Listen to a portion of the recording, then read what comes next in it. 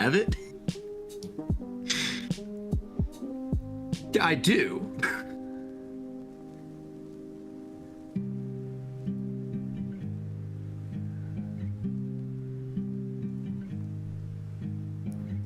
Boshaw, what is good, guys? It is your boy, AlsoTeeko, and we are joined once again.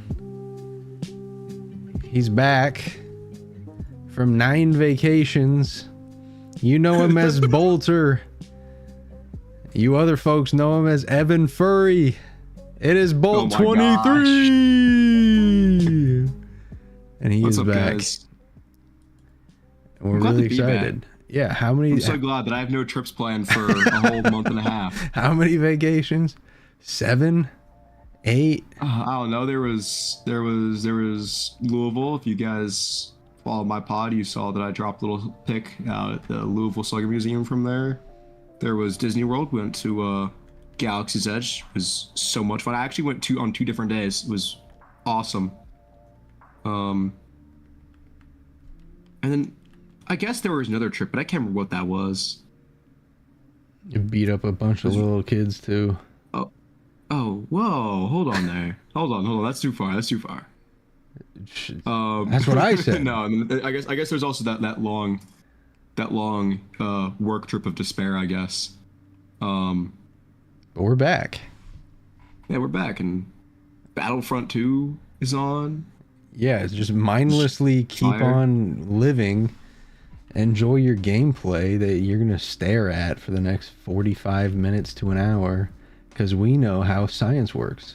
We are scientists, and you're stuck now. You are in the loop.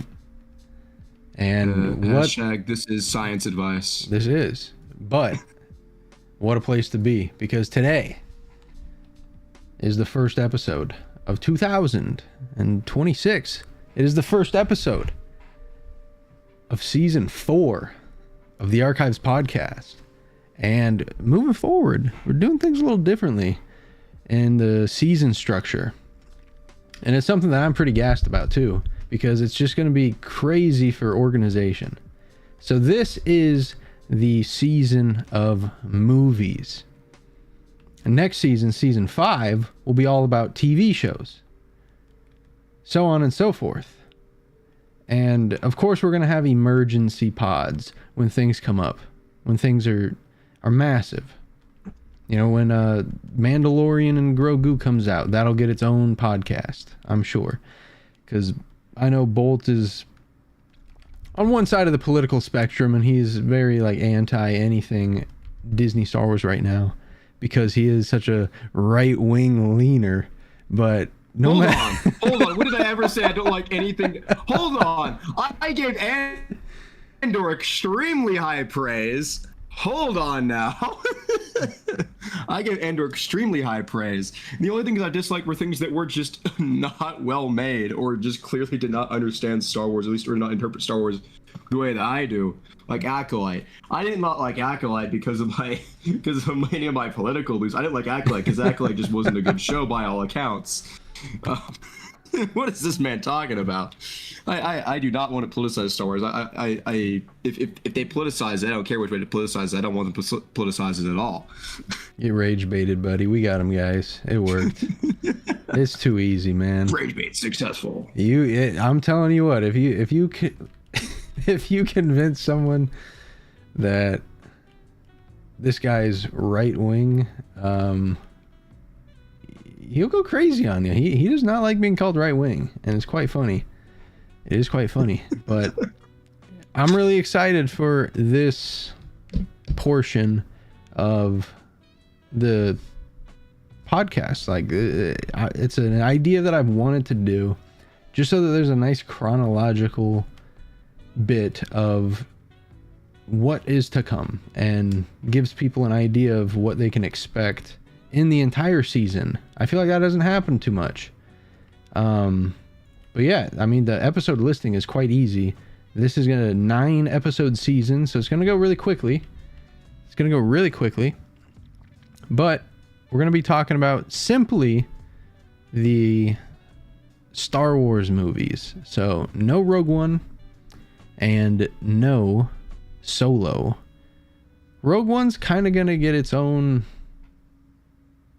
portion as part of the Andor episode of when we talk about Andor in season 5, I'm sure Rogue One will get its fair share of discussion. Right, yeah. All of Andor will go together, and we're going to peg Rogue One in with Andor, similar to in the future when we get shows like Maul Shadowlord. When that show comes out, we're going to go ahead and talk about Solo then, because that's all going to be part of the same sort of collective, and I really look forward to it. I look forward to, Clone Wars. Clone Wars will have to be broken up for sure, for just how long it is. But you kind of get the idea, you kind of get the sense, and at the end of the 9 movies, we'll probably do a episode 10, just so it's a nice round number. We'll talk about the movies to come and everything that we know and everything moving forward. But as of right now, the next 8 episodes after this one. So I really hope you guys enjoy. Let me know how you feel about the format. And yeah, anything else that you want to insert there, Bolter, before we tuck into some Phantom Menace shenanigans? Nope. Sounds like a good way to start the year. I'm really hyped. Every year around Christmas time, I like to do a Star Wars rewatch, and getting to start that with something as sick as the Phantom Menace, it's really the best. And the cool thing was this year, when I threw it on, my little nephew, who's never seen Star Wars before, was really intrigued by the pod race. Really intrigued by the pod race, because he loves like race cars and stuff. And he thought the pod race was so sick, like he couldn't stop looking at it with his mouth agape and just enjoying everything, the fast pace, action. It was just so cool to see. It was so cool to see, because it feels like I'm passing something down on to him. And the Phantom Menace was maybe the biggest Star Wars movie for me, because growing up, I was born in 97. So growing up, that was one of the 2 movies that we really had on VHS. Didn't have the original 3 on VHS, like, ever. Never had the original 3. But had Phantom Menace, and Qui-Gon Jinn was my guy. I got his little Hasbro lightsaber, and my brother got Obi-Wan's, and my brother's not even a Star Wars fan like that, but our outdoor activities in the summer would typically consist of either Jedi lightsaber battles or Nerf guns versus lightsabers. So it was really fun.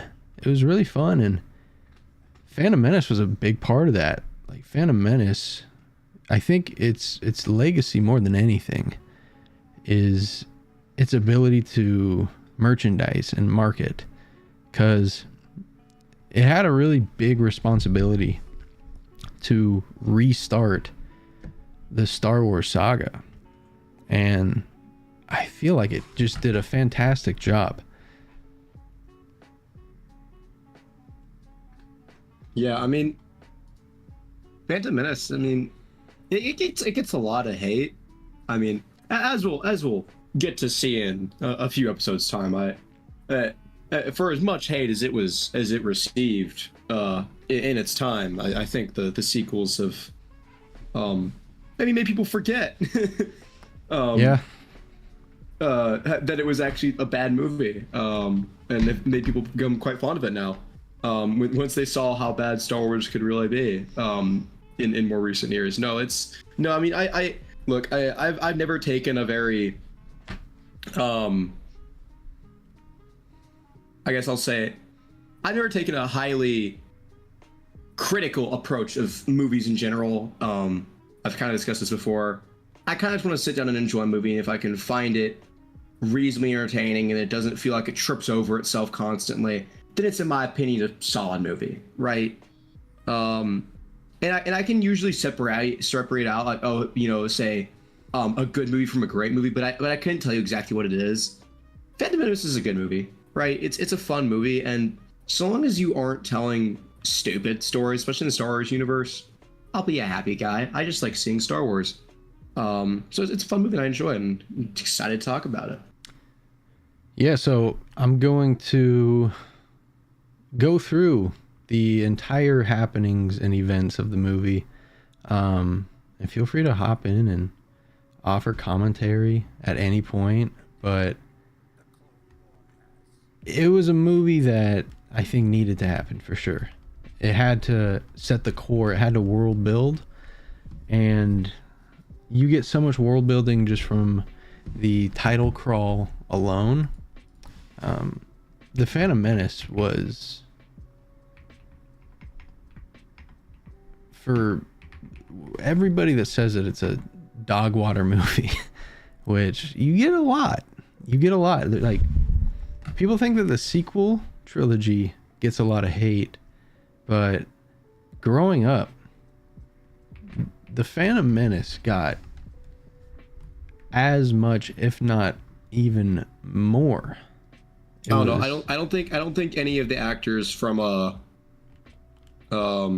the sequels had the thoughts that Ahmed Best unfortunately had following Phantom Menace. So I'll say they probably got a little bit less hate than Phantom Menace did.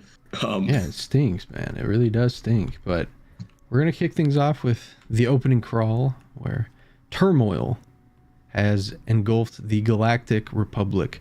The taxation of trade routes to outlying star systems is in dispute. Hoping to resolve the matter with a blockade of deadly battleships, the greedy Trade Federation has stopped all shipping to the small planet of Naboo. While the Congress of Republic endlessly debates this alarming chain of events, the Supreme Chancellor has secretly dispatched 2 Jedi Knights, the guardians of peace and justice in the galaxy, to settle the conflict. So I'd like to say that was an excellent grenade throw. That was. Right then and there, you get so much world building, because nothing right there was going on in episode 4, 5, and 6. All of it. You learn about the foe pretty quickly. It's the greedy Trade Federation. You understand the foe. Yeah, you understand what they're doing, and you understand who it's affecting. And then we don't really get to see what a Jedi Knight is until right here, where one of the first, scenes is 2 Jedi Knights going about Jedi business. And you don't know what the heck to expect, because prior to that, the only Jedi Knight that you really ever saw was Luke Skywalker, and the ideals perhaps of Obi-Wan Kenobi. But that's it. So this is it. And how poetic that the 2 Jedi that you get to see is none other than Obi-Wan Kenobi. It just all comes back and circles with each other. And I just adore the placement of things, right? You have Obi-Wan right where he begins. He's still a Padawan.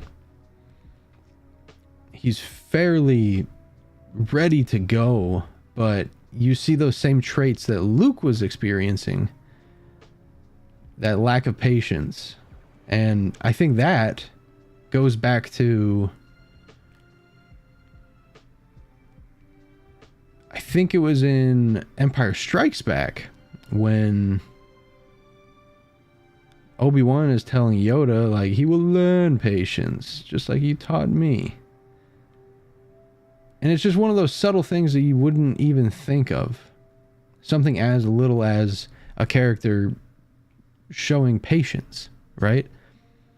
But that's truly the core testament of what it means to be a Jedi. And it's something so little, but you get to notice it and you get to see it so quickly. Yeah, I think one of the beautiful things that I think doesn't get appreciated enough is that George Lucas, when he made the original movies, left himself so much room to expound later. Mm-hmm. Like, they reference... Sorry. Man.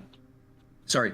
They reference... I think he references within, the first 20 minutes of A New Hope, the Clone Wars.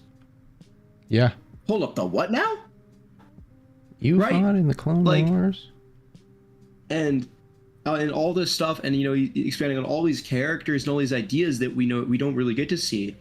And he talks about the Jedi Order from a more civilized age, right? Mm-hmm. And we instantly are put into the last days of a more civilized age here in A Phantom Menace, right? It's like, we're gonna go and we're gonna just have these talks, and they're gonna be like, oh, okay, cool, and then we'll be all chill, and then all of a sudden it's not, and now the course of the galaxy is forever changed by this interaction, right? Yep. If it's not for the Trade Federation of blockade of Naboo, then we never get this whole string of shenanigans that lands with Qui-Gon and Obi-Wan with the Queen of Naboo on Tatooine finding this random slave boy who turns out to be the chosen one, right?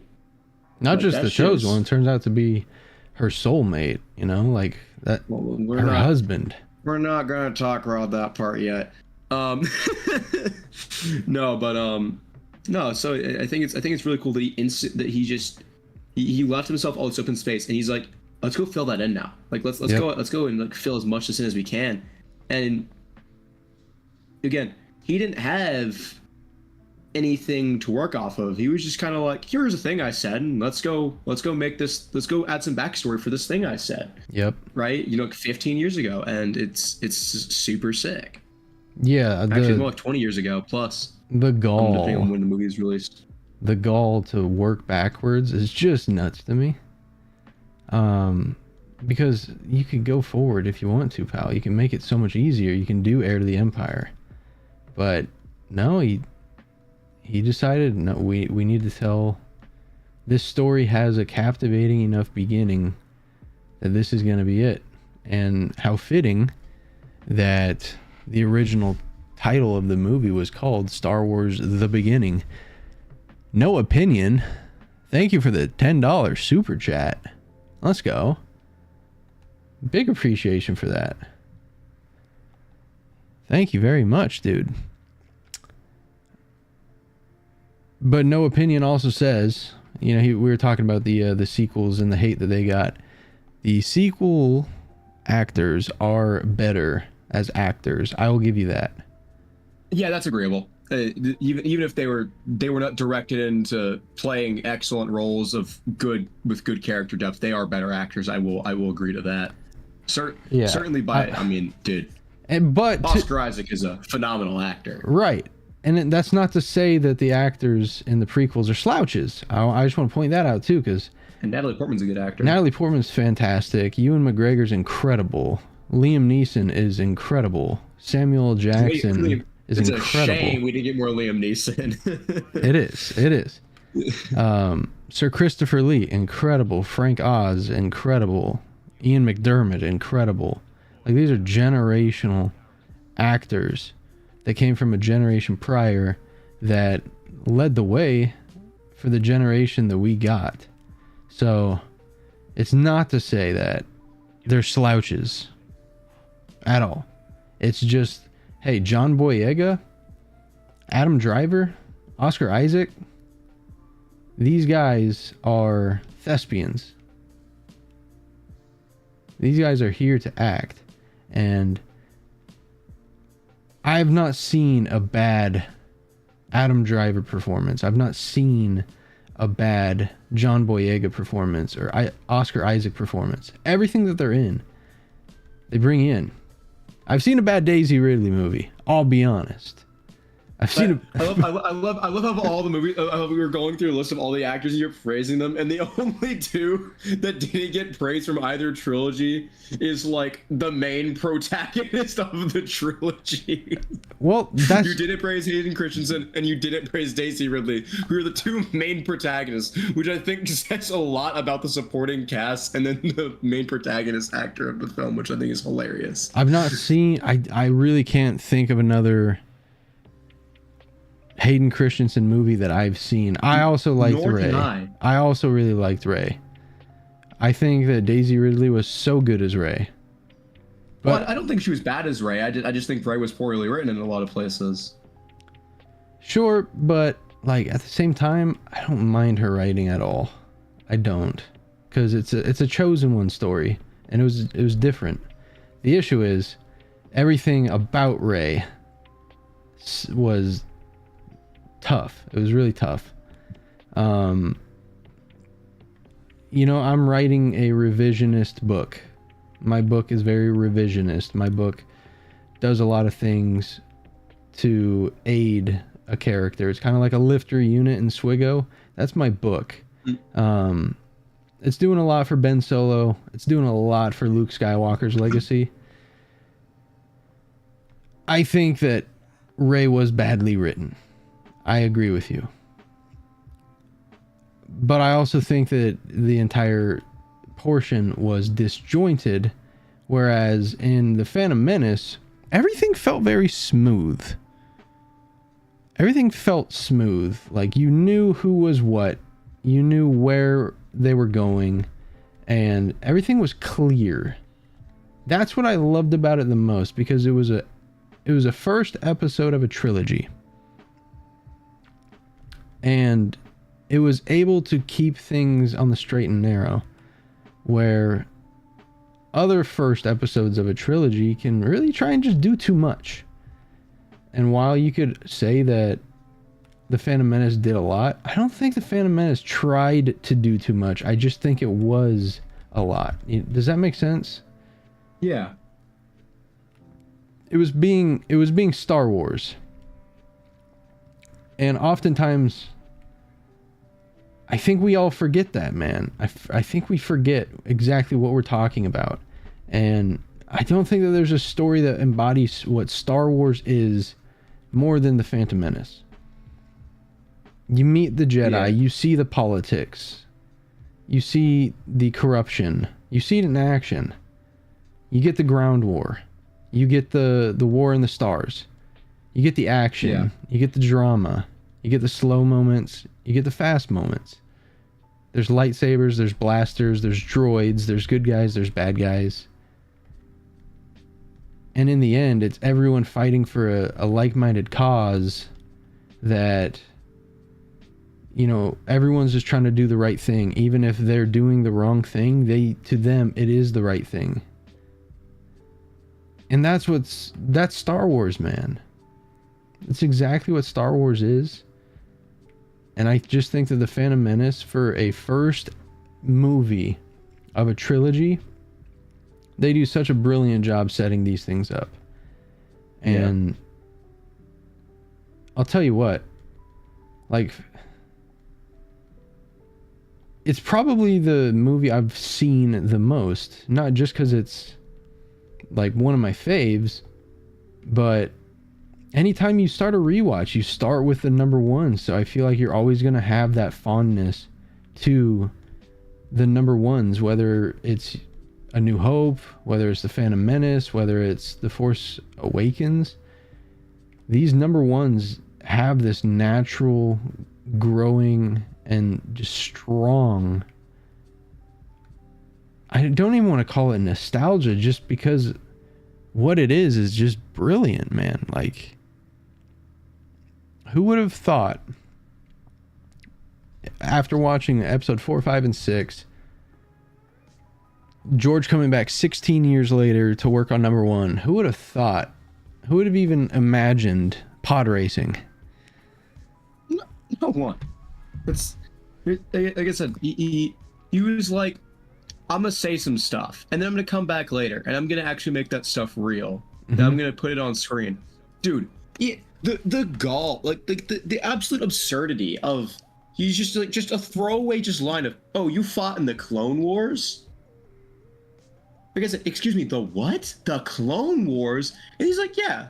And then and he goes out and he's like, how do we make a bunch of clones of a dude? Well, let's just do stormtroopers. Let's CGI them, and if we have to show their faces, we just CGI the same guy's face onto like 50 million things. It's like, what? This was not thing other people were doing. This was a purely George Lucas and ILM thing. Mm-hmm. And oh my gosh, is Star Wars the Star Wars we know and love if ILM doesn't exist?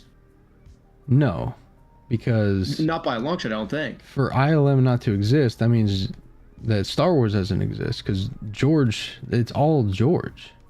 Like, it's all his brain, all his idea. Like, it just fascinates me that in my eyes, like my personal belief, Star Wars is so underrated for everything that it's done, and all of that really culminated in the Phantom Menace, because George had to go out and create all the hardware, all the software to put his vision to use and to show exactly what this universe looked like. And the Phantom Menace was the first example of that. I mean, you brought up Ahmed Best and Jar Jar Binks. The first computer generated character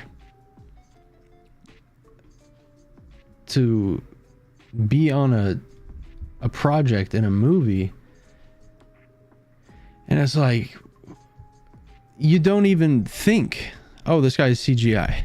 You don't even think it, because he just fits in so well. It takes my breath away. It truly does. Anytime you see him, and even like Jar Jar, when he was made in what, 1998, like, yeah, that movie would have been being made in 98 because it came out in 99. Yeah, it's insane, and it's so good, yet sometimes it still feels kind of dated. Like, that's how good it is, but you still don't even think one way or another that, oh, Jar Jar's not even a real living thing. Like, Jar Jar's not right there. It's crazy. It's such good quality, and that quality would not exist had it not been for the Phantom Menace and George Lucas. It just would not exist.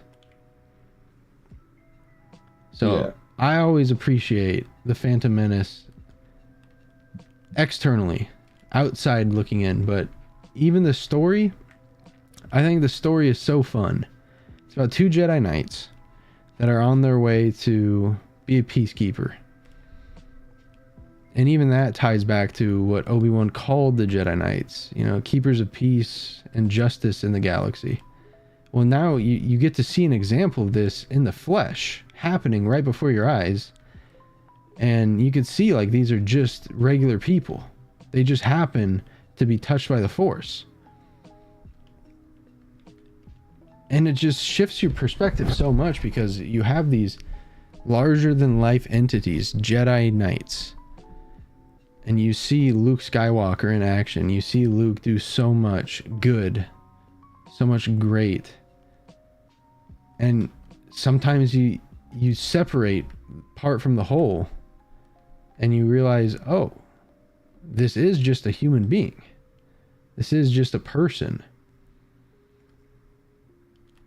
And I think Phantom Menace did a really good job in showing that, where people have thoughts, feelings, and a Jedi is not just going to separate those two. Which I think was ultimately not the downfall of the Jedi, but it sure helped. It sure helped, because they were kind of living in some really crummy times, and that gets shown off pretty initially. The Jedi's personal cling to power, and Mace Windu is a really good example of that. And I think Mace in the Phantom Menace was a character who, if you don't put the rest of his pieces of work together, like, you wouldn't even think one way or another about him. Like, he's just a headmaster. But in the Phantom Menace, you kind of see the hints of jealousy that emerge when Anakin comes, because you know that Mace wants the Jedi for himself, because you know externally, you know what his motivations are, and you can just see these things. And I don't think that they're accidents. I think George sees these things and he directs you one way or another for a reason. I think he's a very intentional director, and just above all else, like, everything that he does is for a reason. It was like that in American Graffiti. It was like that in THX 1138. He's a very, very intentional director, and I think the first episode of a new trilogy, you kind of have to be super assertive. So I think a lot of why people were the way that they were was on purpose. Yeah, and I think kind of taking it back to that whole point about how, like, oh, you know, we created this fantastical imagination of a Jedi Knight, right? You know, he's the only Jedi Knight, and you know, we see that he is this utter hero for the rebellion because there is no one who is capable of doing what Luke Skywalker, right, is capable of doing. And we kind of bring it into this new trilogy, in this almost new galaxy, right? It's the same galaxy, but it's so different, and where there's tens of thousands of Jedi, right? Mm-hmm. And it's just like, yeah, they're just going on just like a boring diplomatic mission. Yeah. Like, it's like this is their role in society. You know, Luke Skywalker had a very fantastical role in society, being the only Jedi Knight, right? But now we're here and there's thousands upon thousands of them. They're just diplomats. They just go out and just be negotiators, right? For galactic peace. Right? It's completely different. And it's super intriguing to see. So again, like I said, just right off the bat, he's already asserting the differences between the galaxy that had been come to know, you know, in the late 70s and 80s, and then early 80s, and then the galaxy that he's building now. So just excellent. Mm-hmm. Excellent way to start a story, like you said. So our Jedi Knights, Obi-Wan and Qui-Gon, they board the Trade Federation ship to meet with Newt Gunray and try and force a settlement, force a treaty, get these guys away from bothering the Naboo. And, you know, the Trade Federation are feeling one kind of way about that. They were assured by Lord Sidious that they'd have protection from all that was going on right here, and that the Jedi wouldn't get involved in this. They had assurances about it, and yet here the Jedi were on their ship, and this was not at all part of the plan. So fast forward, you know, a few minutes, we have the Jedi on their way to speak with these guys, and they try and kill them with dioxis gas. And that is the first, that's like the first shot of the war, trying to kill the Jedi, because now that, hey, that is Pearl Harbor. The Jedi are involved now. It's go time. This is it. So Obi-Wan and Qui-Gon make their way to the bridge, where we get to see some really cool Jedi things that we really haven't seen before. We get to see just how hot a lightsaber is. It can cut through things, including a blast door. So it shows the strength. It world builds some more world building.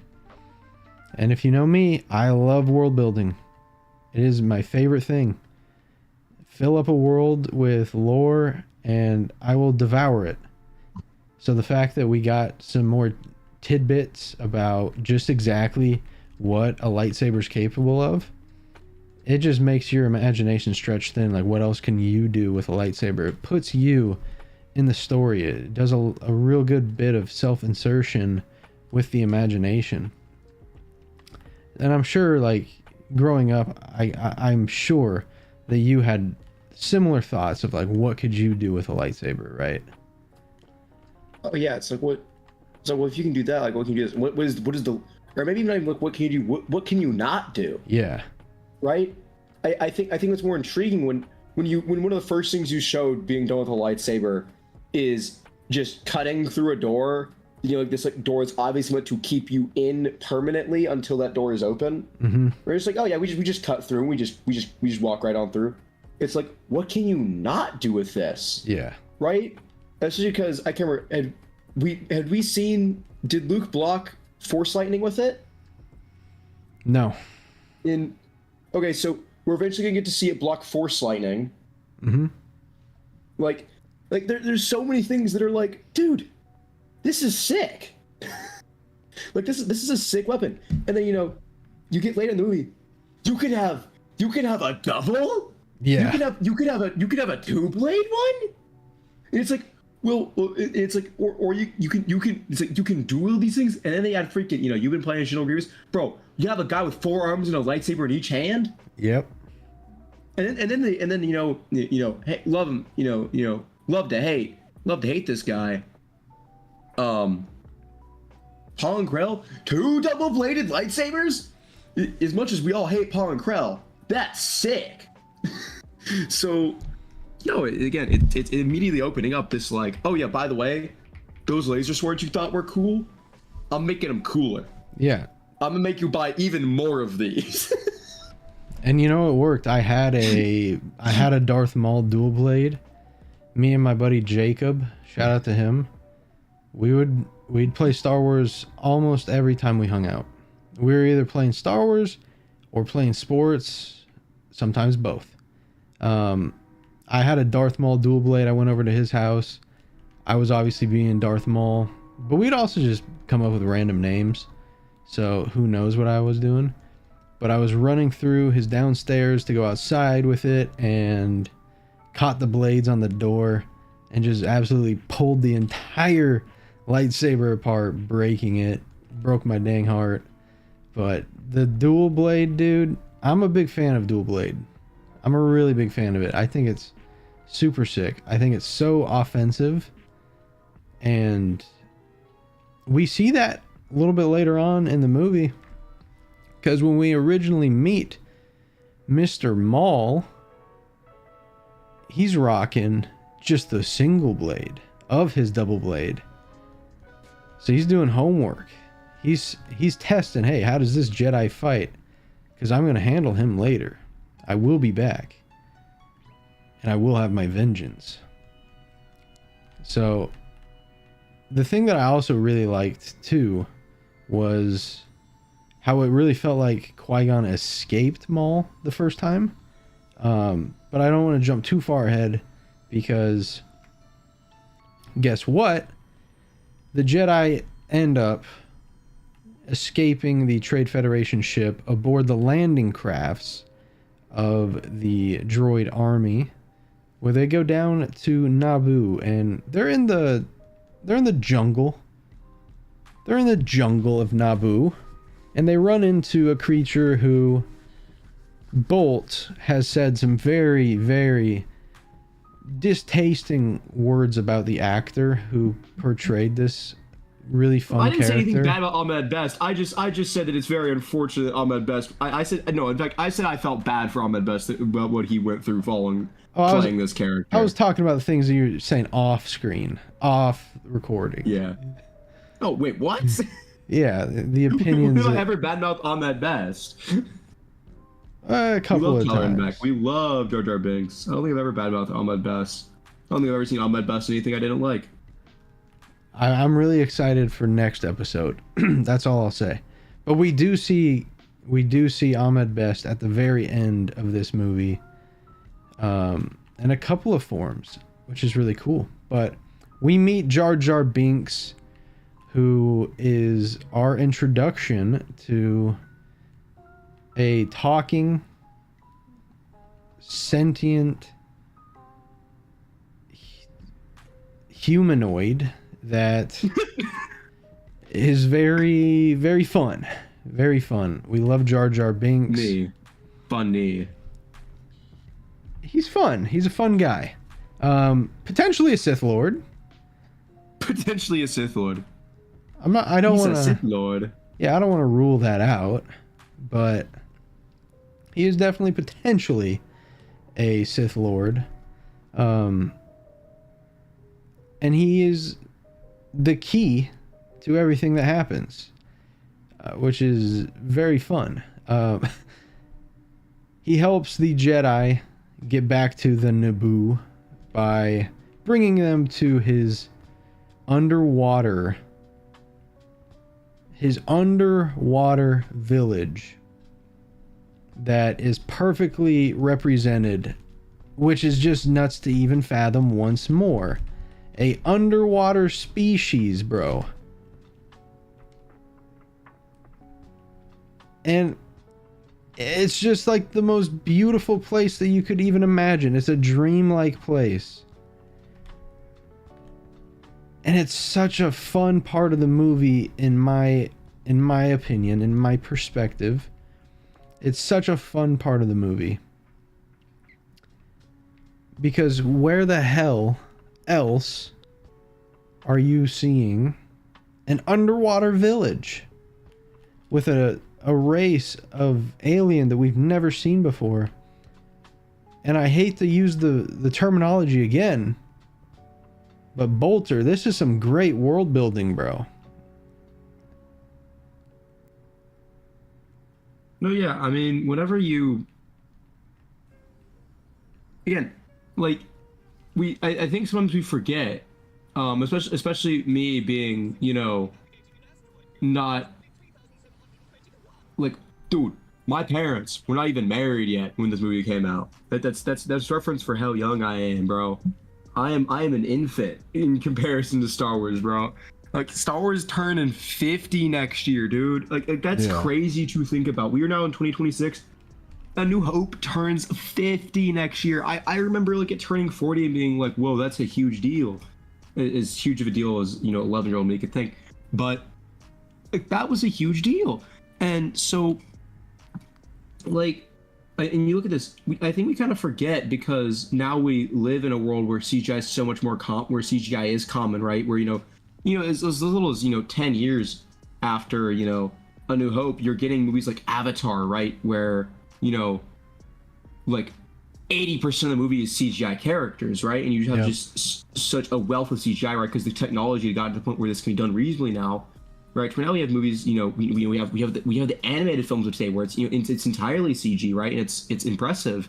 Yep. So I think we kind of forget sometimes how out there and how groundbreaking and how difficult this was to do previously and how phenomenal it was that we were able to achieve then. Like, I think we forget that sometimes. We discount that. Like, hold on, no, this was done in the 20th century. They were doing this, and this is in that they had this idea, and they're like, yes, we are capable of executing this. And I think it's when it gets overlooked, and it's amazing. And again, I think there's so many times that we like just skip over things like we kind of take Star Wars as a universe for granted and forget that someone imagined all of this. Someone thought, what if I had this planet with a silly name, and there's two completely separate societies. There's a society of, largely humans, but then some other aliens here and there, but it's largely human society. But it's in general a humanoid society, a normal humanoid above ground society. But then we have this underwater, and it's all one species, and they're completely different, but it's an entirely underwater society, right? And they are completely separated from each other. They don't really get along. Like, that is such a cool idea. A beautiful idea, and the way that they made it work, the visuals, the story aspects of it, really just... It also plays into some more into micro politics as well. You don't just have the macro galactic politics, you also have micro interplanetary politics as well, which is something we hadn't really seen yet in Star Wars either. Mm-hmm.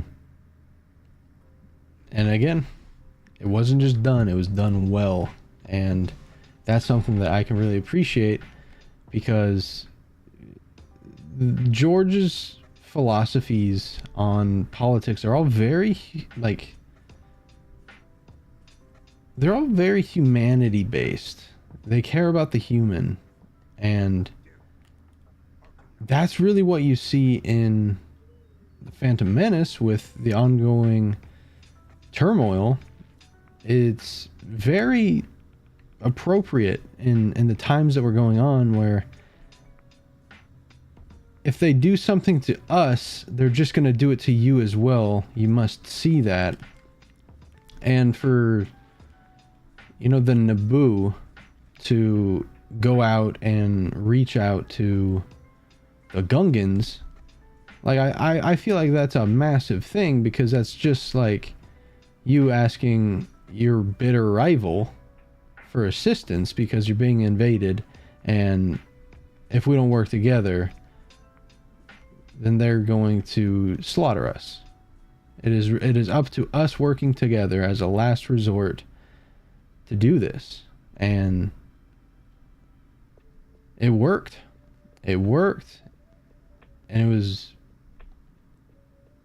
breathtaking in how they were able to show just the cultural differences and exactly what had to go on to make this work. In the meantime, we get to meet a pretty important character, pretty vital character to the story, in Queen Padme Amidala, who at the time was the elected queen of Naboo.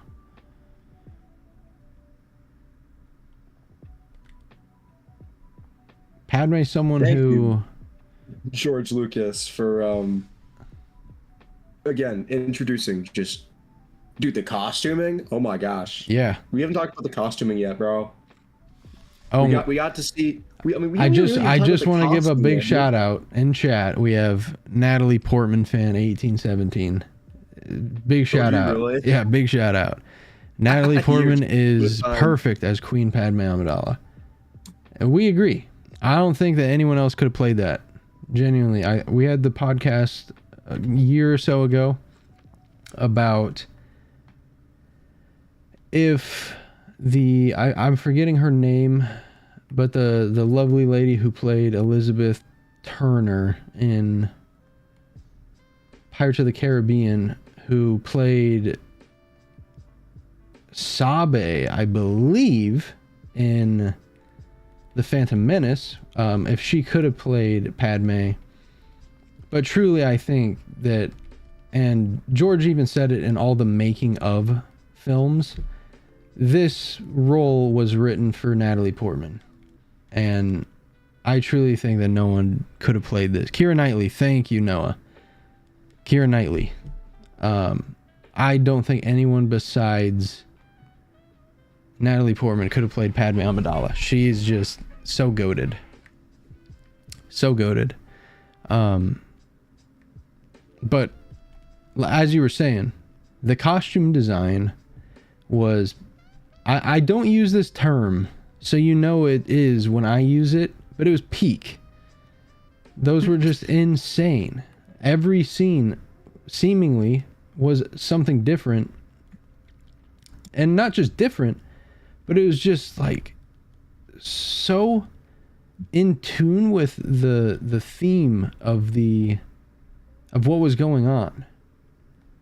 Whether she was on Tatooine, whether she was on Naboo, whether she was on Coruscant, she dressed for the planet that she was at, and the costume design was just second to none. Like even Qui-Gon on Tatooine with the sick poncho.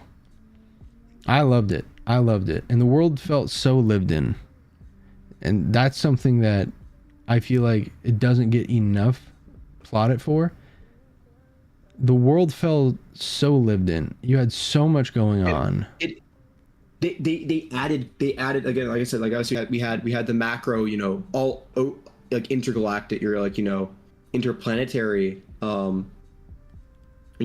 across a whole galaxy, politics, right? We have the politics of all these different, I guess, like cartels and all these different political factions.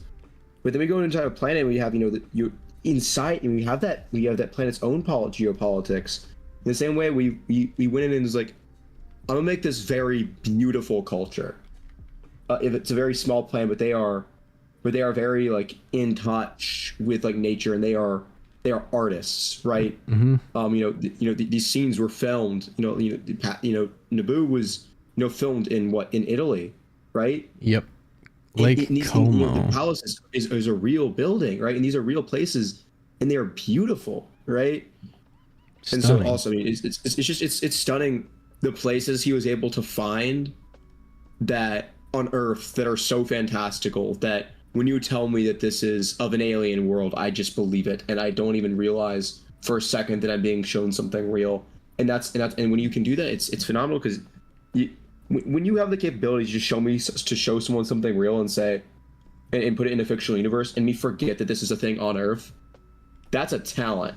And that's honestly impressive, because what that says also is in your visual effects of things that aren't real, that there is not enough of a discrepancy between the two to where I don't know anymore. And that's almost a tad scary, but it's also amazing and beautiful. Yeah, and that's the thing that like I'm trying to hammer home too, is none of those skills that you're talking about, they didn't exist.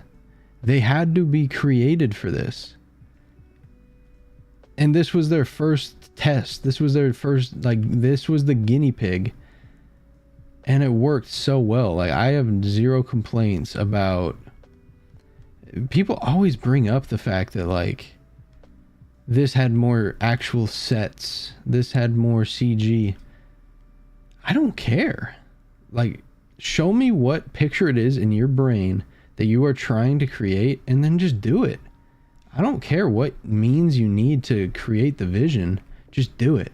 I want to see your vision. Do it as well as you can portray it. And I have zero complaints, because how could you? Genuinely, how could you? And I think the thing is too that it didn't even use that much CG for the actual sets, because like you were saying, a lot of it was just filmed on location in many different planets. Like Tatooine is Tunisia. It's the desert in Tunisia. And Tatooine is still there. Like, you can go there. It's just not a great place to go to. Shout out to Tunisia though. If you guys want to take care of us and send us, we'd love to come. But we'll do a show live from Tatooine, huh? What do you say? But just the fact that they were able to incorporate those tools that they had to create themselves, I think is just brilliant, like you were saying. Yeah, if you wanna push this story along. I think that's all I got for this section at least. For sure. So they get to the Queen, and C.O. Bibbles, which is a character I really hate. He's the it can only mean one thing: invasion. I've always hated that guy. Never liked him. Never one bit. He opts like, hey, you must not leave. But, you know, the Senate needed the Queen, so Qui-Gon, Obi-Wan, and we get to also meet the goatness of R2-D2. They end up escorting Queen Amidala back to Coruscant, but all of a sudden their shield has been hit. The shield generator's been hit. They have to send out a whole host of astromechs, but the one that ultimately gets the job done is code R2-D2, Your Highness. And R2-D2 gets cleaned up. He gets that nice fresh coat of wax, feeling good, looking good. They end up having to crash land essentially on Tatooine because they don't have enough fuel. The fuel's leaking, so the hyperdrive won't be able to make the jump to Coruscant.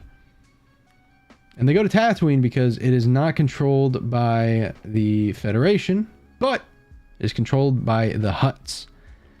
And as soon as they get to Tatooine, they come across a boy. And this boy just so happens to be A New Hope. This boy just so happens to be the chosen one. And initially, Qui-Gon Jinn is very adamant about Anakin being the chosen one. And he bringing Anakin back to the Jedi Temple with him. Now, my question for you. This is a very, very, very controversial question, because a lot of people have different takes on it, but how do you feel personally about the Jedi adopting children, essentially, and taking children to the temple? I really thought you would ask me about midichlorians.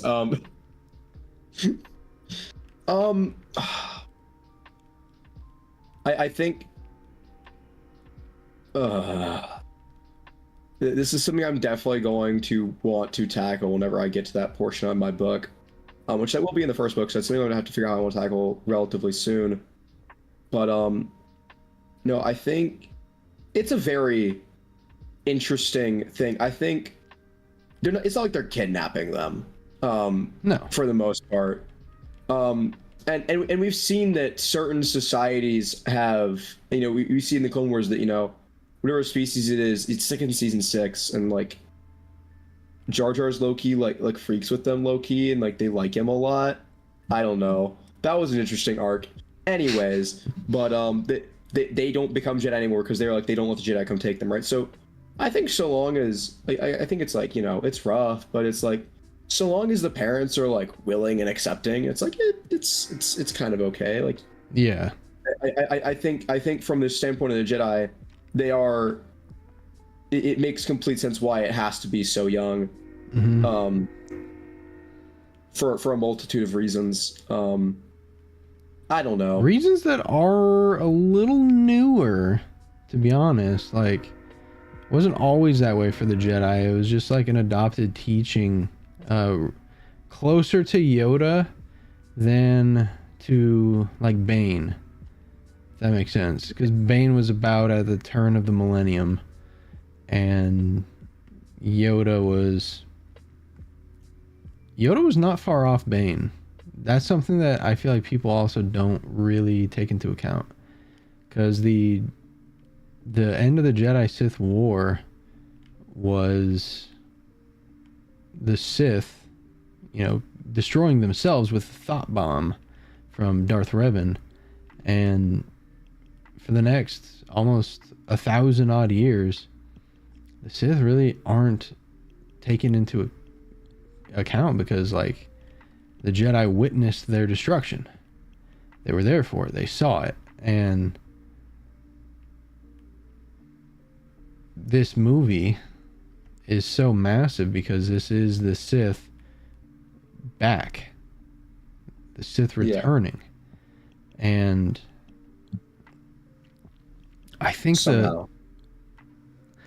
somehow they survived 1,000 years in silence. They returned. Yeah. I don't think we've genuinely just had a sit down about the sequels. I look forward to that.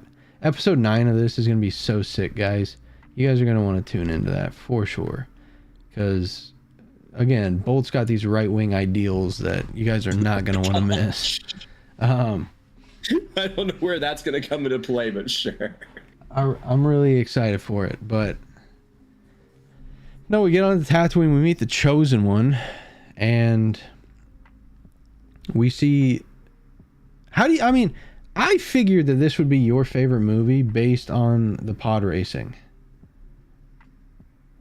Just because I'm wearing a McLaren F1 shirt right now does not mean that I'm all into pod racing. I think it does. Wait a second. Wait, does my... Oh my gosh, I'm just now realizing that this shirt matches this hat. That's fire. They're like the same shade of like forest green. No, if I had to say, just because of the nostalgia hit that I get from it, my favorite movie has got to be Empire Strikes Back. Think so? Yeah, I mean, and my favorite of the prequels is for sure Revenge of the Sith. But I do quite enjoy this movie. Like I said, I don't have a very high standard for a movie to be good in my book. If I can be entertained by it, and like I said, if it doesn't stumble over itself, which I don't think this movie does at all, then I can enjoy a movie, right? If I can just sit down on a Friday night and enjoy a movie, it's a good movie.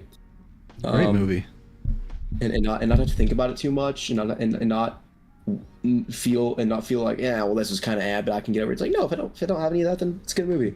I enjoy it a lot. Pod racing is fun though. I don't think it's necessarily an unfun concept. I also love that it later gets explained and some other stuff that pod racing legally kind of iffy. Mm-hmm. So I like that kind of fun part of it, you know.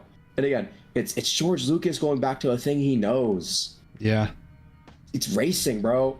George Lucas grew up in an era where, you know, you just race a guy, you know, down Main Street, you know, in your nice old, you know, cars, dude. And dude, for the love beautiful. of the game. And for no reason other than for bragging rights, Yep. the love of the game, and, you know, maybe a hot chick seeing you in your fast car drive by, right? Being like, I want to get with that guy, right? Like, just purely for the love of the game. That's what Bolt loves in a guy, a great car. You know, I was just telling my sister today, because I was going out to pick up food with my sister, and we had to get gas for a car, and I was like, I hope one day I own a car that needs premium gas. Yeah. I've never understood the difference between premium and normal. I think it's just like some level of something, but I'll learn it one day, when it matters. It's the level of, I believe, never mind. I'm not a petroleum engineer. I'm not going to speak on these things at the moment. Anyways, pod racing, really sick. Very excited for. Is it Galactic Racer? That's the one. I was going to ask you about that. Are you getting it on the PC or a console variation? I don't know what your console situation is. My console situation is I currently have an Xbox One that I haven't turned on in probably a year and a half. Okay. Yeah, I'm probably going to get that game on PC. NGL. I'll see if my girlfriend wants to play it at all. I'll see if she's into racing games. I think she used to play a racing game, but I think it was like Mario Kart. We'll be lucky if I'm talking to a girl by the time that game comes out. You are going to have a woman pregnant when that game comes out. Oh my gosh! Please no. Unlucky pal. I don't make. Please, I, no. I don't make the rules. I just tell the stories. That'd be a 2026 twist. I don't think that would be on anyone I know's bingo card for me for 2026. You go on all these vacations, it's bound to happen. I'm just saying. But I could definitely see that this. I'm not even going to begin to unpack that. You go on a lot of these vacations, man. You're a man of the people. You're a man of the time. You take trips down the icy slopes. You're a party guy, big party guy. Big party guy right here. Big party guy. They kicked you out of the. I'm not gonna go that far, but if you're gonna say club or casino, I still can't go to those yet. No, they kicked you out of Canto Bite. This guy's a big party guy. But no, Galactic Racer is gonna be sick. I'm sure that we're gonna sesh that game when it comes out. In an unhealthy way, probably. Yeah, maybe we'll do like not a, what is it called in racing? Not a speed run, but just like, I don't know what it's called. Like best lap, best time type beat. Time trials. Just grind up time trials. No, if I can hook up my sim racing setup to that game, it's over for me, bro. It's gonna be over. Yeah, we'll do like an archives podcast. We'll do a giveaway. We'll give away a hat or something to whoever posts like the best time on a race or something like that. We'll do some of that nature. But yeah, we will be there. We will be there for that game for sure. Especially because it is crossplay.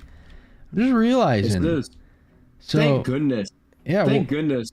We'll see. Is that maybe the biggest flaw of Battlefront? That it's just not crossplay? That and like, giving up support on the game because it could have been so much better. Well, that just happens with too many games, unfortunately. Yeah. Stop killing games. Let them live. Let it go. If you don't want to develop anymore, let it go open source. Let people self-host. Let people just develop stuff for it.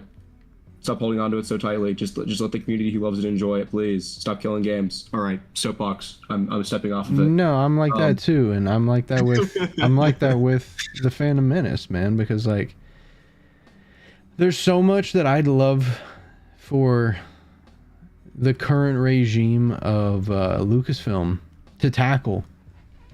And we've recently been getting a lot more Qui-Gon stuff. I really look forward to reading the Padme Amidala book trilogy. I can't wait to read that. That's going to be so sweet, so sick. And yeah, there's just I want more prequel content. I really do.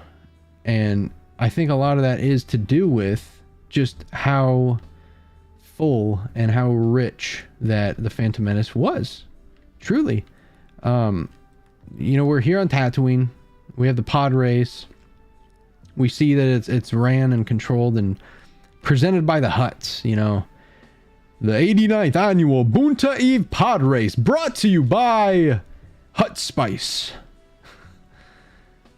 Why is Stream Elements not popped up that random message about Sebulba blowing a 39.86 second lead? Isn't that the number? You have it like down to the hundreds of seconds. Yeah, I personally timed it. It's 36.23 seconds. He blew a 36.23 second lead to Anakin Skywalker, the little white boy from Tatooine.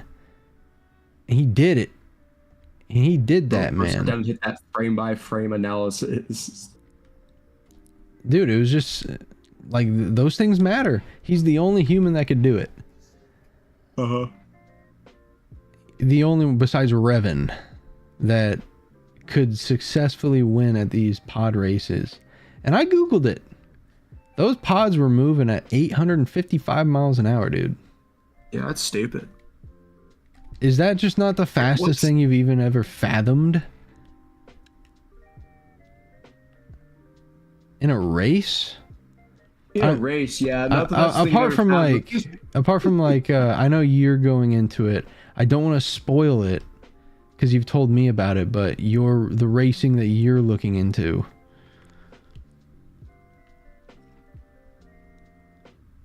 But even that's slower, no? Well, I think that depends on where it's taking place, and slower is relative, right? Because if I like, for example, if I were to put you on, say, a go-kart track, but in like a full-size car going 60 miles an hour, you're not gonna have a lot of time to make those turns, right? Right. And so the same thing when you're winding through these narrow valleys, doing that at 800 miles an hour or whatever it is, that seems a bit fast, just because then you'd be breaking the speed of sound, and that has a whole lot of things. And I don't think you could really safely break the speed of sound in an open air vehicle like that. But that's a whole nother suspension of disbelief conversation that we're not going to get into. That's why Anakin had that really cool helmet on. Really, yes. And you're pulling a lot of G's, and those were not G suits. So I kind of doubt some of it being. Maybe the air on Tatooine allowed for that. Maybe. Anyways, but again, that's a whole separate conversation. As to the no, that's no. This is the Phantom Menace episode. We're having that conversation. So tell me about these G-forces though, because I genuinely don't know much about G-forces. Okay, so G-forces can be experienced in. Have you ever? Okay, I'm sure you have. Okay, so for example, at Disney World, right? They have a ride called Mission Space. And there's two versions of it. Basically, the idea of the ride is it's very, very simple. But it's for the most part a movie where you occasionally press some buttons to interact of you going to Mars, right? And there's two options. You can either do the basic, the green one, or you can do the orange advanced one. And the orange advanced one, what it does is it sits you in the rig, and then it spins the rig around. And it spins the rig around so fast that you actually are pulling a consistent 3 Gs throughout the entire takeoff sequence. That seems like a number. Yeah, so when you experience 3 Gs, so 1 G is what we experience normally here on Earth. Yeah. So 1 G is, so when you experience 2 Gs, everything is now double the weight. So something that... Okay, so this is like force mechanics. 5 pounds? Yes. So something that weighs 5 pounds, if you're experiencing 2G, that thing now is going to feel as if it weighs 10 pounds. So now lifting your arm takes considerably more effort because now your arm feels heavier because you're experiencing G forces. So an F1 driver, for example, will at times experience upwards of, I believe, like 6 or 7 Gs. Sorry, but that's legitimately how much they experience. And they're as they're going through corners, and they're experiencing every single direction. When they brake, they're experiencing heavy Gs, pushing them forward. You know, when they accelerate, they are being pushed back in their seat, right? You've probably experienced this as you accelerate. If you accelerate quickly in a car, you kind of get pushed back a little bit. Some of that is, you know, your inertia, but some of that also is going to be G forces as well, very light ones, but even still G forces. And you can experience them laterally, like getting thrown side to side, right? Which is why, you know, race car drivers have such large necks, right? Because they have had to, you know, increase the strength of their necks to be able to hold their head stable against these G forces that would be throwing them around. So pod racing, you know, and racing in general is an athletic sport. So for Anakin to be doing this as a 9-year-old boy shows what an absolute freaking unit he was as a 9-year-old child. No, because like fighter pilots regularly will experience upwards of 9 Gs, which is why G suits have to exist, because otherwise, basically the idea of G suits is G suits will be applying pressure to your body, which they act almost as like an external heart in some cases to continue pumping blood around your body, because otherwise blood can get rushed to just a specific part of your body, which can cause you to pass out. So it ensures that blood continues to be circulated properly throughout the whole body. So yeah, no, G's are no joke. And so the faster you go as you're taking these different directions, especially sudden changes in direction, or sudden deceleration or sudden acceleration, is going to cause some extreme G forces. Sure, yeah. I get that now. Yeah. Yeah, I mean, Anakin's just... There's your science lesson today for the kid. There's your science lesson for the day, kids. Anakin's the greatest of all time is basically what we're... Yeah, pretty much. What we're acknowledging here. You're a 9-year-old freaking pull 9 Gs and just say whatever. Yeah, 1 G for every year old. And then you have to remember that he himself is a G, because he was schmoozing with Queen Padme Amidala, asking her, "Are you an angel from the moons of Iago? I think I hear the deep space trade pilots talk about them sometimes. They're the most beautiful creatures in the universe." He does later get to meet one, doesn't he? I think so, but we have to also give a shout out to Jeffrey Epstein, dash I. You cannot ever open. In chat, he says, "What's up?" That is evil. That is an evil username to have to read out on live stream. Why do people do this? I don't know what you're talking about. Oh, that's diabolical. He's a real estate entrepreneur. What are we doing? Yeah, real estate. He has a very particular real estate that we should be concerned about. Well, he did, past tense, since he's no longer alive. Anyways, that you should cut that from the mod later, please. No way, man. Lord. No way. Good Lord. Hope everyone's doing well. If you guys have any questions, by the way, we are going to get to a mailbag seg in a little bit. If you guys have any questions, but Anakin wins this sweet pod race, and he gets some prize money, some gambling money, some gamblers, and Qui-Gon, big gambling addict on Coruscant, basically puts the livelihood of, you know, the Queen of Naboo, pretty much essentially becoming, funny enough that Jeffrey Epstein's here, but a slave. And he puts a lot on the line for this, but as you see with the chance cube, he does indeed make his own luck. What? Continue on, please. He's not going out. He's not going out like a sucker. So big quags, as they call him at the temple, big quags. Qui-Gon Jinn, hitting the Qui-Gon Jinn, bro. Exactly. He's a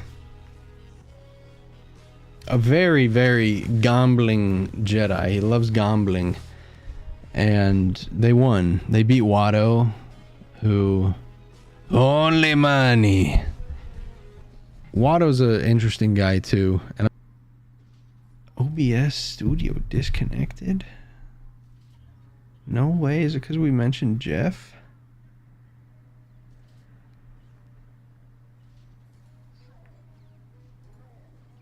Hello? We back? We're back. Had a little internet flare there, guys. My fault. I'll edit that part. Not the Jeff part. Good to see you here, Jeff. Oh my God. I appreciate any viewer, bro. I don't care who you are. Just shout out. Thank you for coming through. So Qui-Gon takes Anakin from his mother. 9-year-old boy leaving home for the very first time. It's a really, really tricky one. It's a really tricky ordeal to kind of even go into the headspace of a kid, 9 years old, leaving home for the first time. Like, how would you handle that, Bolt? I can say how I handled it the first time, being away from home at 13. Not well. What was that like for you? I was a goober, bro. I was a straight menace to myself, bro. I did not sleep at all, and then I was miserable, dude. I was a mess, dude. I did not know what I was doing at 13. This kid's 9 now. Granted, he's kind of he's got it kind of figured out a little bit. Like you said, we already said this guy's an absolute freaking unit. Yeah. And also, when you lived a life you probably already had up to this point, you're probably a bit more locked in on some of that stuff, anyways. But when you literally are having the interactions that this man is having with people like Sebulba, yeah, and you're just like, yeah, don't mess with him. As a 9-year-old, this is just proof that Anakin is just, bro was built for a life of hardship on the streets. Bro was ready, and they're like, yeah, let's go make you a Jedi. and I don't think bro ever lost that. Like, you look at the Twilight, dude, that is the most unglamorous thing possible. And Anakin was just like, yeah, I rock with this. I'll make it fine. I'll make it my baby, right? Anakin's a great character because of that. Yeah, going into the talk about Sebulba and all, right before the Phantom Menace occurred, Anakin, his boy Kitster, his boy Wald, who was the Rodian that was celebrating with Kitster, who doesn't get named, they freed slaves, like not a week before the Phantom Menace happened. And for Anakin to then be freed himself shortly thereafter, and his mother having to stay back, that's a tough scene, man. That's a really tough scene. To be separated from your parent, not because of any which way, besides you guys are slaves, and no pod is worth 2 slaves. Not by a long shot. So that was some more world building too. I know I keep going in on world building, but you just kind of get the idea of what the galactic economy was like, how much a slave was worth in the Star Wars universe. And I guess another question is, man, do you think it was ever a conversation of, should we just for our own conscience, should we just go free her? Like, I do you think think there was ever a conversation that was had between anybody that was like, hey, can we just like this just feels kind of wrong. We kind of just took this kid and just left his mother to kind of figure out as a slave. And that's like technically illegal. Like that's Do you want my answer to that question? Yes, I want your answer to that question. It's a very unfortunate question, but it's a question that probably should be asked. I would. It might be worth discussing. This is a personal headcanon too. I think that was pillow talk between Qui-Gon and Shmi. They stayed the night. That was a very small place. It wasn't a big house at all, and they had a lot of people to home. So I always headcanon that Qui-Gon slept with Shmi that night. I'm not saying that they made love. I'm just saying that they slept in the same bed. And Liam Neeson's that ponytail probably had some mustard behind it. He was probably. I'm not saying that Qui-Gon banged Anakin's mom, but I'm not saying it. Thank you. You were scaring me for a second. I was like, hold on. Now. I'm not saying it's out of the realm of possibilities. Yeah, I mean, look, we're realistic. We don't all think the Jedi were actually all celibate by a long shot. Oh, they weren't. Like, you see that in all the comics and all the books. Jedi going down to the lower levels of Coruscant to satisfy their needs, but technically, like, sex is not forbidden, just attachment is. So as long as you're doing it with someone that you're not going to ever see again, that's how the Jedi viewed sex. And let's be real as well, you're telling me that there weren't any beds creaking in the Jedi temple? We've said this before. Like, shout out to our Mormon fans. Mormons soak, bro. Like, there's no. That's not all of them. It's not all of them. I'm not a Mormon, but from having talked to them, I can assure you it's not all of them. Well, not all are gonna admit it. I'd hate to admit that I was soaking. It's mostly the younger generation. And I'm telling you what, there's a lot of Jedi in the temple at the time of the Phantom Menace. Maybe the most Jedi ever. I mean, how did we get Grogu? You're telling me it wasn't Yoda and Yaddle? Yeah, but like that could have been like a Kiadi situation. Like, let's be real here. Like that one could have actually been. That one might not have been. Kiadi Mundi is a generational liar. Like, we know he's a liar. His entire character has changed for me ever since his appearance in the Acolyte, because what do you mean the Sith have been extinct for a millennium? You know about it. You know what's going on, pal. He's a liar. So that Seven Wives shenanigans, like, he was just getting busy. Well, let's keep it a buck. I'm not a big Kiadi Mundi guy anymore. He's been spoiled a couple of times for me. I'm not gonna lie. But that's suffice to say. What about the short attack on the Wookiees? Yeah, you're gonna go help him out, buddy? You're gonna wait until the last minute? Because you just absolutely annihilated Chewbacca as I said that on my screen. He shouldn't have been standing there.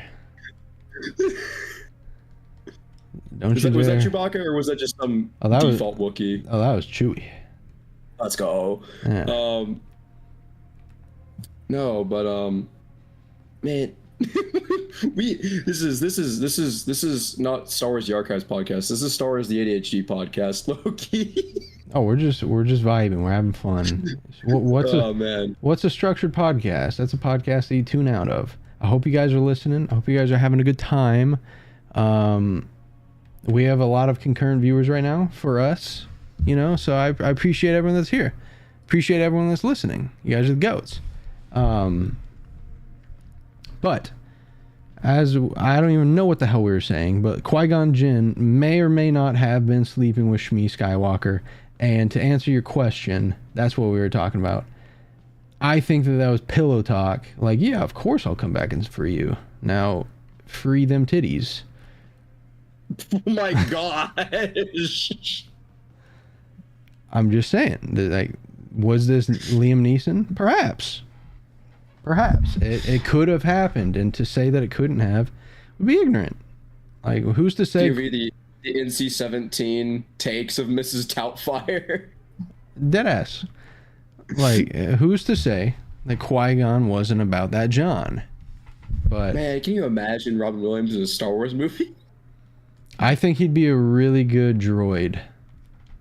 Oh my gosh, he would be a phenomenal droid. Although, I don't know, we might actually just have to let him just be Robin Williams on screen, because I feel like we've already had the just beautiful sassy droid in C-3PO.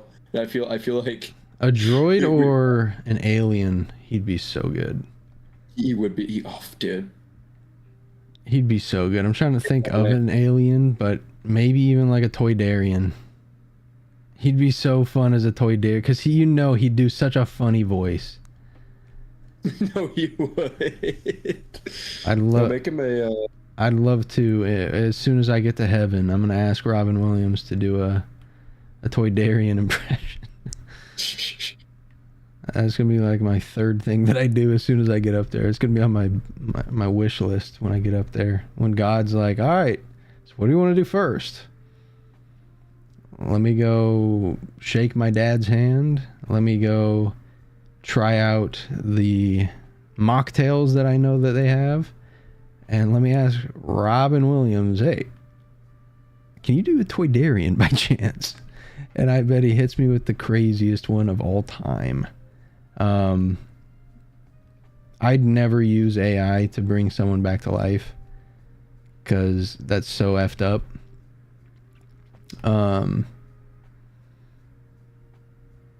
But I'm sure, I'm sure people would do that in a different mindset. But Qui-Gon Jinn, did he sleep with Shmi Skywalker? That's a Star Wars theory for you. Who knows? Who really knows? That's just a theory. Yeah.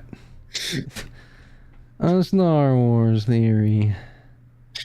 I loved game theory back in the day. Thank you for that iconic line, Matthew Patrick. Thank you. I'm AI. Thank you, Blake Ward. Ben. He is AI. Blake Ward is AI. Screw you, dude. Yeah, that's fine. AI nerd. We don't serve your kind here. We don't serve your kind here. No droids. No droids. That guy's name. That guy's name was Wooster. I'm pretty sure. We love the Glub Shido names. We love them. We love Tatooine. Might be an all-time Glub Shido name. Especially for a human too. Yeah, I agree. Like character design, costume design, all that. Like, he is everything that's wrong with Naboo, dude. Can't stand that guy. But I will say that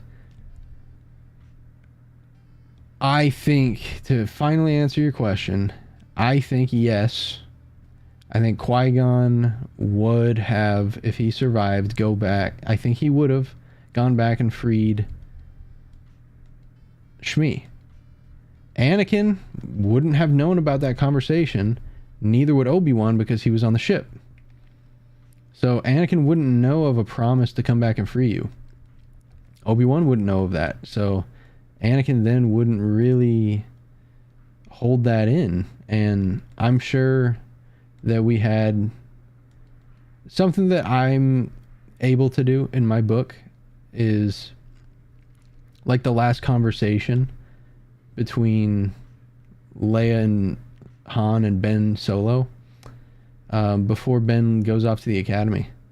And it's a really tricky one, because that's a tough conversation to have as a parent, like, to reassure your kid that it's not anything to do with you. It's simply to give you a life that I can't give you. And that's exactly what Shmi Skywalker did. Anakin was a slave. There was no... When you're a slave, you're a slave. Like, you physically do not make enough money to be able to afford to buy your freedom. You physically do not. So you kind of had to get lucky. And Anakin got lucky. You know what I mean? Yeah. So Qui-Gon, Obi-Wan, and Anakin are introduced to a Sith Lord as they are trying to make their way back. They fix the ship and they're on their way back. They're interrupted by Darth Maul. And at this point we see Darth Maul with one lightsaber. Anakin, drop! That scene was so sick. I can hear the speeder in my mind when I think of that scene. And just the, like, that is the first time a Jedi, before the Acolyte, had seen a Sith in a Millennium. So much so that Ki-Adi-Mundi says that's impossible. They've been extinct for a millennium. Of course, we know he's bullshitting now in hindsight, but... Or that whoever made Acolyte was on something and didn't care to check for continuity because we didn't really care about making something a good quality piece of Star Wars, but oh well. We digress. More like I digress. Yeah. Freaking... I digress of my apparently right-wing opinions about that show. Thank you. I can't stand the right wing and their self-asserting politics, dude. But here we have Anakin Skywalker standing in the Jedi Council chambers. It's a very scary place when you're all by yourself. And it's a very scary face when you have the Master of Disaster, they called him, Mace Windu, right? The scariest looking SOB, the most intense. Like, you would not want this guy in your face. I'm trying to remember where he's from without looking it up, but I am just going to look it up for time saving sake. Mace Windu, Jedi, from... There's no way that it doesn't have it on StarWars.com. I have to go to Wikipedia for this. How incredible is that? StarWars.com, what a bum website. Harun Kal. He's the hammer of Harun Kal, they call him. That is a banger name, bro. What? Yeah.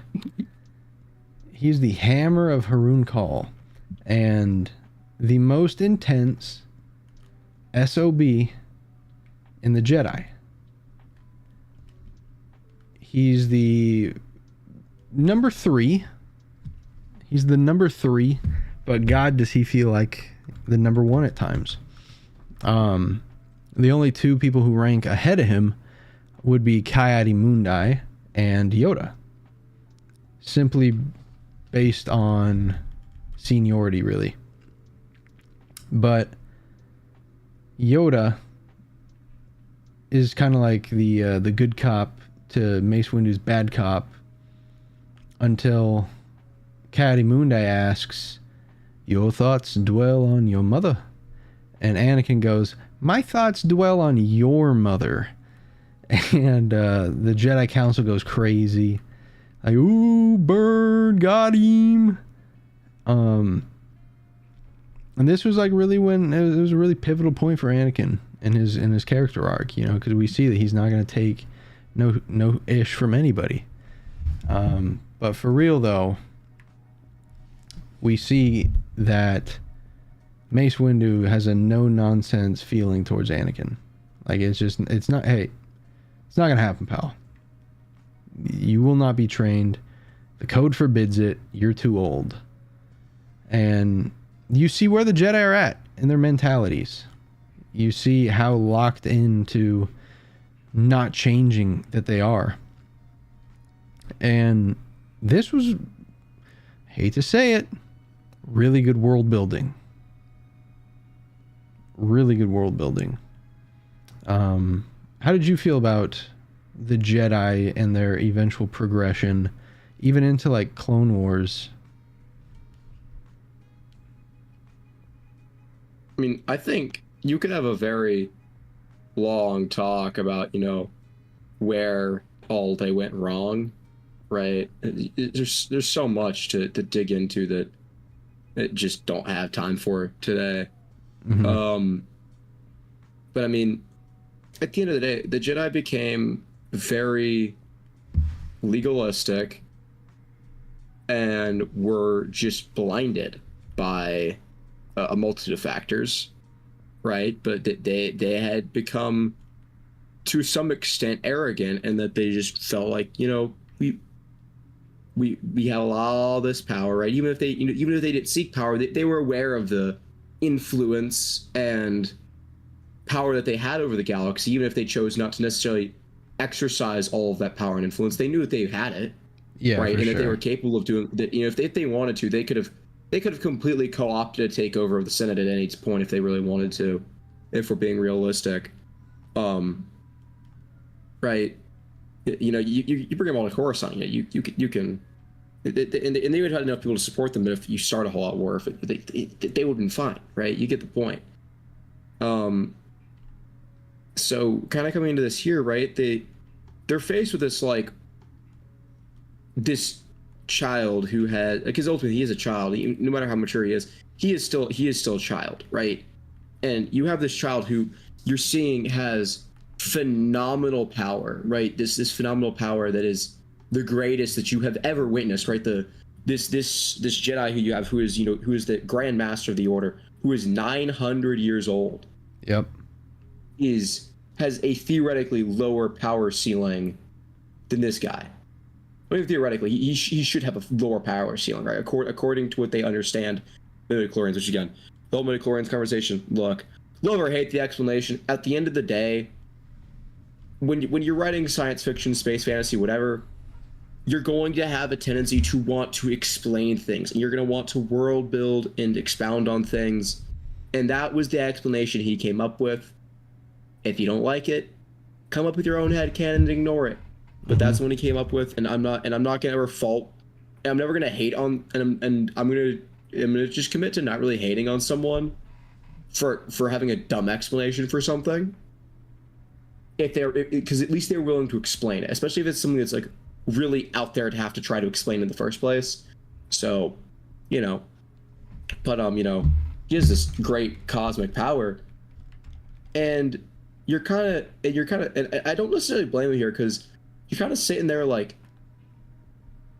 I don't have full control over. I mean, this is gonna sound very cynical and dystopian view of the Jedi.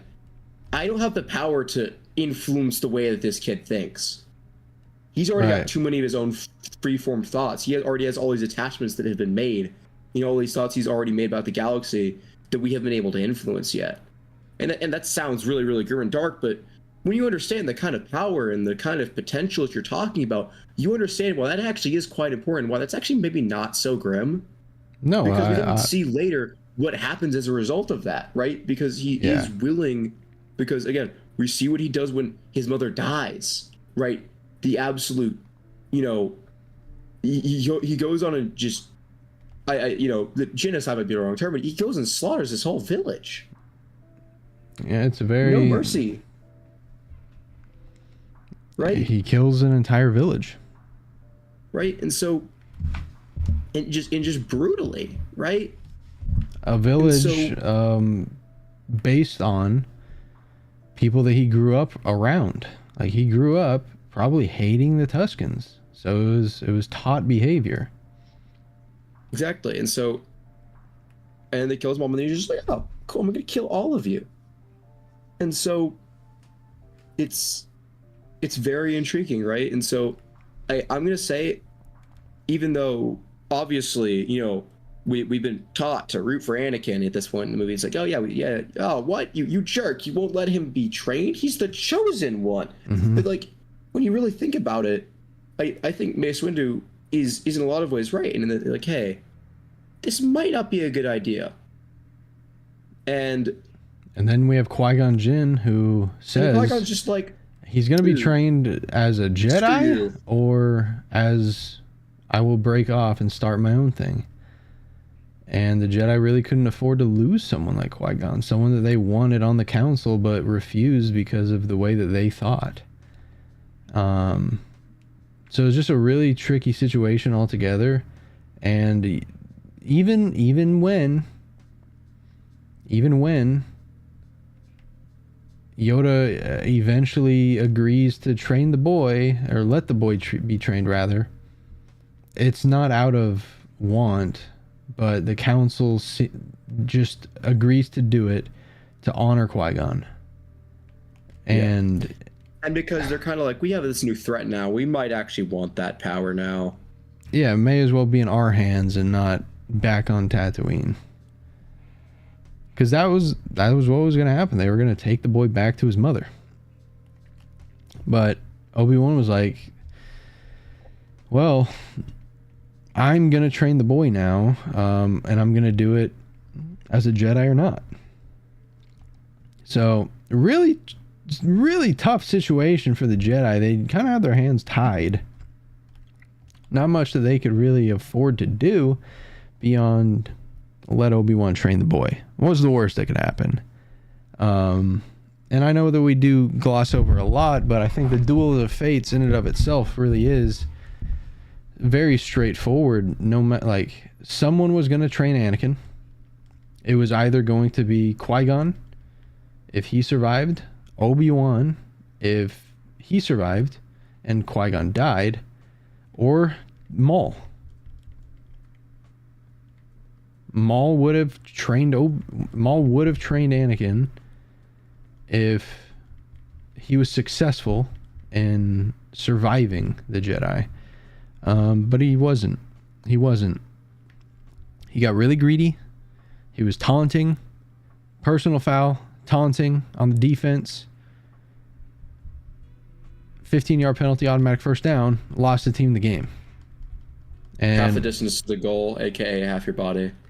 Yeah, and lost the chosen one in the process. Initially. Eventually, all things happen for a reason, as I've been saying a lot recently. But Anakin ending up with the Jedi was meant to be, because it was his destiny. Just like I think when Qui-Gon is sat there kneeling before Maul, I think the Force is telling him, like, if you really believe in this, this is what must happen. And Anakin must be trained as a Jedi. And I think that's why he was so adamant. His dying wish, not, to the Padawan he'd spent over 10 years with at that point, not, thank you for being my Padawan, thank you for letting me teach you. No, train the boy. That was his dying wish, his last words. He will bring balance to the Force. So it was just really beautiful stuff. Really beautiful stuff. And what a way to lead us into the next two movies. And next week, we're going to be talking all about Attack of the Clones. I really look forward to that, because I'll tell you what, that was a movie that really defined a lot for me growing up. It was the first movie that I ever saw in theaters, and it was a movie that, I will always appreciate no matter what is said about it. But anything else that you want to touch on for The Phantom Menace before we get up out of here? No, I might have to go watch it over the next week, rewatch it again. Then I might have some extra little thoughts of things I might pick out and notice for next week. But I don't what's for tonight. I'm just glad to get to sit down and just talk in depth about just one movie and just kind of its impacts. It was fun. Absolutely. Very excited for the next 8. Down on the screen, guys, if you were watching the scroll, you did get to see some statistics about the movie. When it was released, its budget, how much it brought in the box office, etc. just keep the discussion going though. Join the Discord, let us know how you felt about the movie, and make sure to watch Attack of the Clones before next Friday, next week, that we do the next episode of this. We love Star Wars. This is a Star Wars first podcast. Everything else doesn't really matter. Bolt's not a right-wing dork. That's just a joke, by the way, so please don't spam him with comments and stuff. He is a furry, though. But this is the Archives podcast, and we'll catch you next time. Later! See ya!